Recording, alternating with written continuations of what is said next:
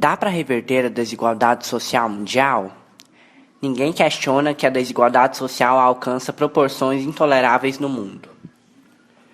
Um relatório da ONG Oxfam, publicado na segunda-feira, estima que as 85 pessoas mais ricas do planeta ganham o equivalente às 3,5 bilhões mais pobres. No Fórum Econômico Mundial de Davos, que nesta semana congrega políticos, empresários e personalidades com um volume de negócios equivalente a quase metade do PIB americano, a desigualdade foi identificada como uma das principais ameaças à economia mundial. Mas ainda que todos concordem com a gravidade do problema, haverá esforços para solucioná-lo? Nos últimos 30 anos, segundo a Oxfam, o 1% mais rico da população passou a abocanhar renda ainda maior. Em 24 dos 26 países que forneceram os dados sobre o período, o Brasil é citado como um dos poucos países onde a desigualdade está diminuindo. Nos Estados Unidos da América, em 1978, um salário anual médio equivalia a $48 mil em valores atuais, e 1% da população ganhava 390 mil. Em 2010, o salário médio caiu para $33 mil, enquanto 1% da população ganhava mais de $1 milhão. O período coincide com a hegemonia da crença neoliberal promovida entre os anos 70 e 80 por políticos do Chile, nos Estados Unidos da América e no Reino Unido. A ideologia que emergiu triunfante, como a queda do Muro de Berlim, prega regulação mínima do Estado sobre a atividade econômica, liberdade absoluta ao mercado e redução dos impostos aos mais ricos, a fim de promover o crescimento econômico. E isso, causou ainda mais a desigualdade social. A Oxfam defende iniciativas que vão na direção oposta. É preciso um combate global à evasão e a paraísos fiscais.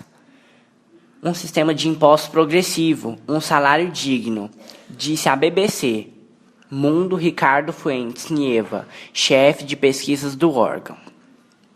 Estados costumam ser as únicas entidades capazes de intervir significativamente na redução da desigualdade em nível nacional, mas, para tal, necessita de dinheiro para financiar investimentos em saúde, emprego, educação ou previdência social.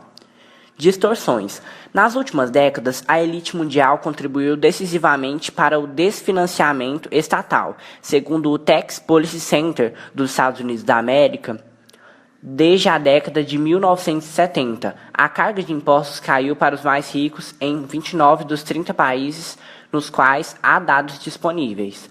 No mesmo período, o número de paraísos fiscais alcançou 50 a 60 jurisdições que, segundo o cálculo da revista The Economist, são o destino do equivalente a quase o dobro dos PIBs dos Estados Unidos da América. O diretor da ONG Tax Policy Justice International, John Christensen, ilustra o impacto dos paraísos fiscais. No âmbito de indivíduos, a perda em receita fiscal é de cerca de $225 bilhões. Em âmbito corporativo, ocorre uma distorção de preços. Multinacionais pagam pouco ou nada para manter o dinheiro no paraíso fiscal. E, no país de origem, pagam menos do que deveriam porque seus ganhos ficam muito abaixo da realidade, afirmou a BBC Mundo. Isso provoca distorções tragiconômicas. Um único edifício nas Ilhas Caimão, chamado de Ugly House, é a sede oficial de 18 mil empresas. Nos Estados Unidos, Delaware, cuja população não chega a 1 milhão de pessoas, existem 945 mil empresas, mais de uma por cabeça. E o Google faturou 5 bilhões no Reino Unido em 2012, mas praticamente não pagou impostos por isso. Políticas. A globalização financeira, a desregulação e a capacidade de mover a produção de um país a outro converteram esse poder econômico em uma força capaz de dobrar governos. A elite mundial está impondo políticas de Estado que lhes favorecerão, opinou Ricardo Fuentes Nieva, Isso produz uma deslegitimação da democracia e do Estado. O relatório da Oxfam diz que, em pesquisas conduzidas em 6 países, Brasil, Espanha, Índia, África do Sul, Reino Unido e Estados Unidos da América, a maioria dos entrevistados opinou que as leis tendem a favorecer os mais ricos. E isso é verdade. A ONG fez um chamado por mais responsabilidade à elite global, chamado que, segundo fontes Nieva, pode ter mais apelo conta da profundidade e da extensão de turbulências globais. Estamos ante um perigo de ruptura do contrato social. Desta vez, o conjunto da sociedade, inclusive a classe média, se vê afetada. Precisamos lembrar que tratam-se de políticas públicas que podem ser mudadas. Se não forem, o impacto prejudicará as próprias elites, porque a crescente exclusão dos consumidores pode acabar produzindo uma sociedade economicamente doente. Sinais de debilidade não faltam. Segundo a Organização Internacional do Trabalho, OIT, o emprego mundial será de 6,1% neste ano, em comparação com 5,5% em 2008. Entre os jovens, a taxa será de 3,1%. Focando um pouco no Brasil, apesar de avanço, o Brasil continua entre os 12 países mais desiguais, segundo o IPEA. O Brasil atingiu em 2011 o menor nível de desigualdade social já verificado desde o início das séries históricas, em 1960. Mesmo assim, a desigualdade brasileira é entre as 12 mais altas do mundo. Os dados foram divulgados nesta terça-feira pelo Instituto de Política Econômica Aplicada, IPEA.